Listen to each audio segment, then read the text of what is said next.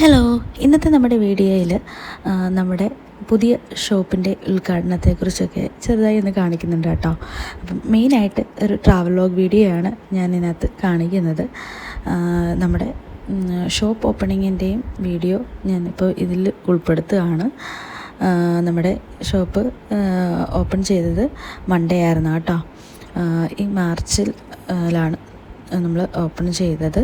9-ാം തീയതി ആയിരുന്നു. നമ്മുടെ ഷോപ്പ് വരുന്നത് പത്തനംതിട്ടയിലെ തടിയൂർ എന്ന സ്ഥലത്ത് NSS സ്കൂളിൻ്റെ സമീപമാണ് കേട്ടോ.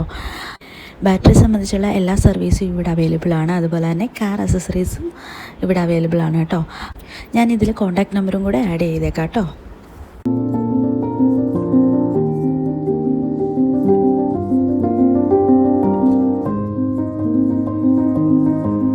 ഹലോ ഗൈസ്, ഇന്നത്തെ നമ്മുടെ വീഡിയോ വന്നിട്ട് ഒരു ലോങ് ട്രാവലോഗ് വീഡിയോ ആണ് കേട്ടോ.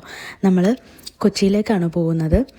ഞാൻ ഇതിനു മുന്നേയുള്ള വീഡിയോയിൽ പറഞ്ഞിട്ടുണ്ടായിരുന്നു, നമ്മൾ കൊച്ചിയെല്ലാം വിട്ടു നമ്മൾ നാട്ടിലൊരു പുതിയ ഷോപ്പൊക്കെ തുടങ്ങിയെന്ന് പറഞ്ഞിരുന്നു. അപ്പോൾ അതിൻ്റെ പർച്ചേസിങ്ങിനായിട്ടാണ് നമ്മൾ കൊച്ചിയിലേക്ക് പോകുന്നത്. അപ്പോൾ തലേദിവസം നമ്മൾ റെയിൽ ഓപ്പനായിട്ടുള്ള സാധനങ്ങളെല്ലാം ബാഗെല്ലാം പാക്ക് ചെയ്തു. അവനാണല്ലോ മെയിനായിട്ട് നമ്മൾ പാക്ക് ചെയ്യേണ്ടത്. അപ്പം ഇന്നത്തെ തലേദിവസത്തെ ഒരു വീഡിയോ ആണ് കേട്ടോ ഞാൻ കാണിക്കുന്നത്. അപ്പോൾ അവനെ ഇനിയിപ്പോൾ ഉറക്കണം. നമ്മൾ ബാഗെല്ലാം പാക്ക് ചെയ്തു. വെളുപ്പിനെ ഒരു 5 മണിയാകുമ്പോൾ എണീറ്റ് 6 മണിയൊക്കെ കഴിഞ്ഞതിന് ശേഷം നമുക്ക് വീട്ടിൽ നിന്ന് ഇറങ്ങാമെന്ന് വിചാരിച്ചിരിക്കുകയാണ് കേട്ടോ. 6 മണിയാകുമ്പോൾ നമുക്ക് യാത്ര തുടങ്ങണം. അപ്പോൾ അവനെ നമ്മൾ ഉറക്കി അവനൊരു 11 മണിയാകുമ്പോഴാണ് എന്നും ഉറങ്ങാറ് കേട്ടോ. ചിലപ്പോൾ അതൊക്കെ നീണ്ടു പോകും, ചിലപ്പോൾ ഇച്ചിരി നേരത്തെ ആവും, അങ്ങനെയൊക്കെ. നമ്മൾ 6 മണിക്ക് ശേഷം നമ്മൾ ഇറങ്ങി. ആ ടൈമിലുള്ള കുറച്ച് കാഴ്ചകളാണ് കേട്ടോ ഞാൻ ഇതിനകത്ത് കാണിക്കാൻ പോകുന്നത്. നിങ്ങൾക്ക് ബോറടിക്കുകയാണെങ്കിൽ നിങ്ങൾ ഇച്ചിരി സ്പീഡ് കൂട്ടി വെച്ചോ കേട്ടോ വീഡിയോ.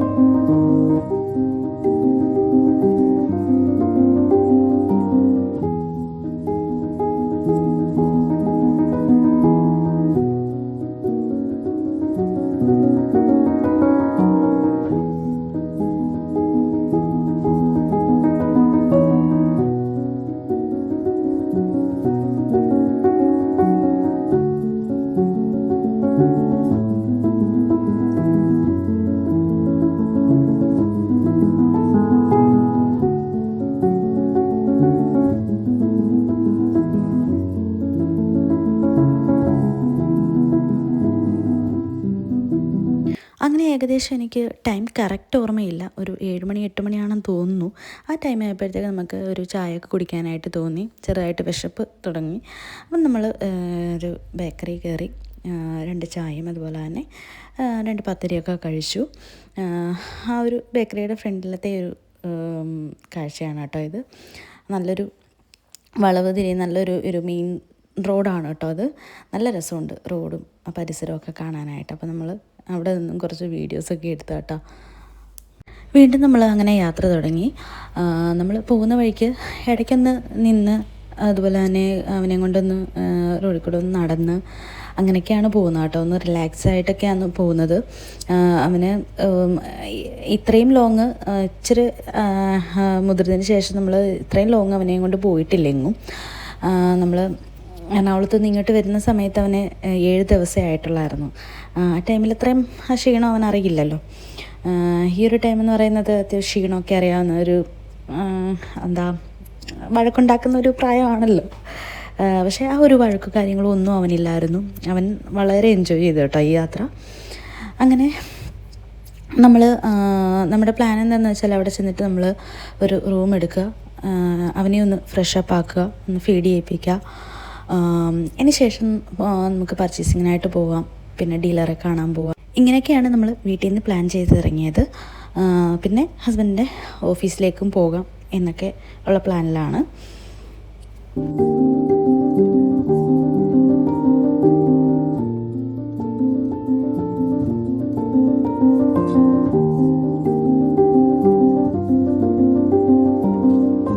അങ്ങനെ നമ്മൾ കൊച്ചിയിലെത്തിയിരിക്കുകയാണ്. കൊച്ചിയിലെ പേട്ട എന്ന സ്ഥലമാണ് കേട്ടോ ഇത്. ഇതൊക്കെ നമ്മുടെ ഒരു മെമ്മറി ആയിട്ട് മാറുകയാണ് കേട്ടോ ഈ സ്ഥലമൊക്കെ. ഒരുപാട് മെമ്മറികൾ നൽകുന്ന സ്ഥലമാണ് കേട്ടോ ഇത് നമ്മൾ പേട്ട കഴിഞ്ഞ് നമുക്ക് കുറേ അടുത്ത് നമ്മൾ റൂം നോക്കി. അതിനൊടുവിൽ നമുക്ക് ലേക്ക് ഷോർ ഹോസ്പിറ്റലിൻ്റെ ഓപ്പോസിറ്റായിട്ട് തന്നെ റൂം കിട്ടി കേട്ടോ.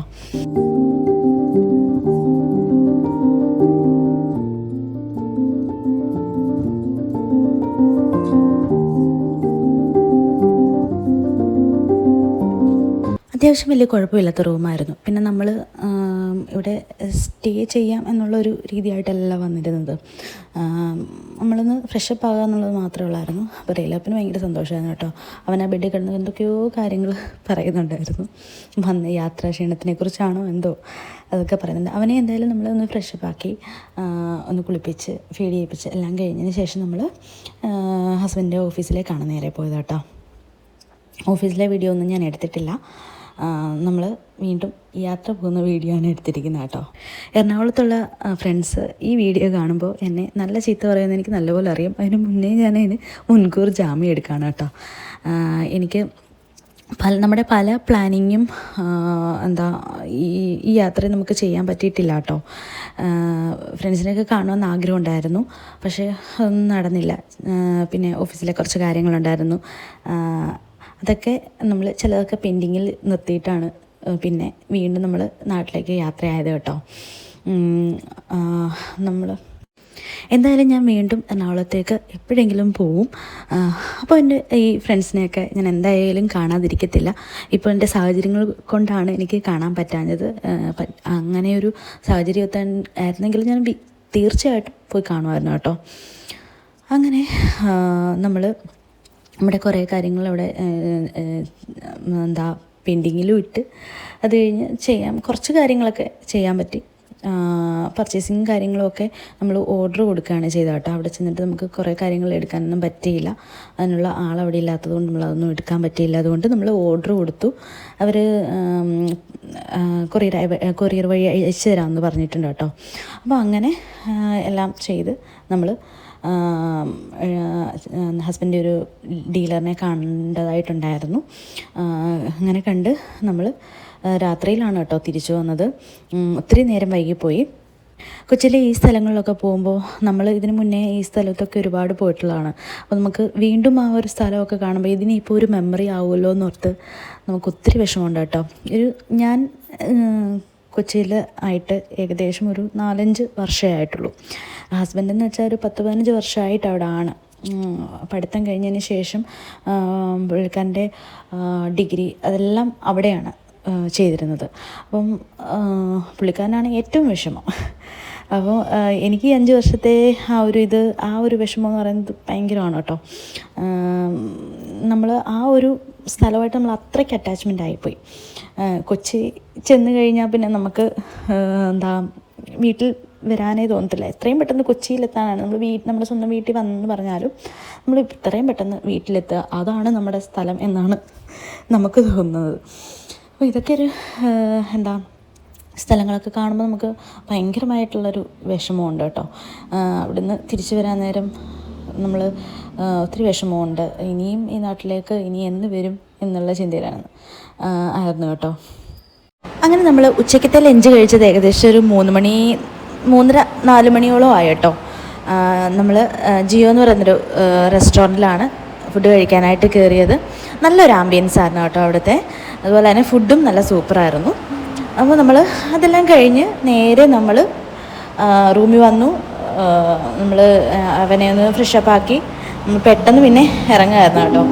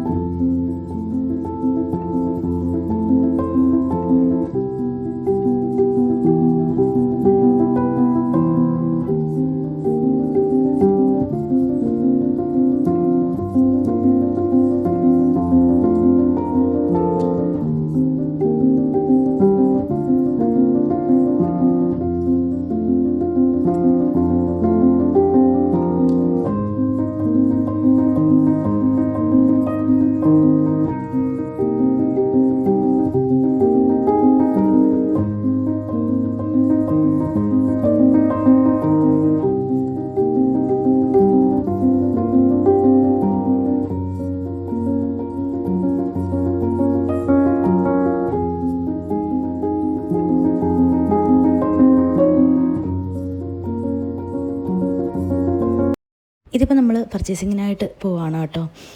നമ്മൾ ഡീലറിനെ കണ്ടതും ഓഫീസിൽ പോയതും ഒക്കെ അവിടെയൊക്കെ നമുക്ക് ഒത്തിരി ലേറ്റായി പോയി. അപ്പോൾ നമ്മൾ പിന്നെ പർച്ചേസിങ്ങിനായിട്ട് പോയി. അങ്ങനെ നമ്മൾ എല്ലാം കഴിഞ്ഞ് വീട്ടിൽ വന്നു.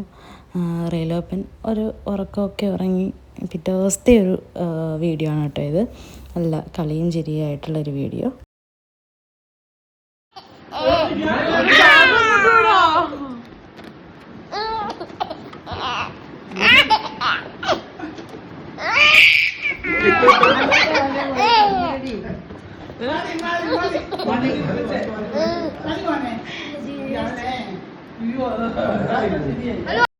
നമ്മൾ ഏകദേശം ഒരു 10:30 ആയി കേട്ടോ വീട്ടിലെത്തിയപ്പം. ആകെ ടയേർഡായിപ്പോയി.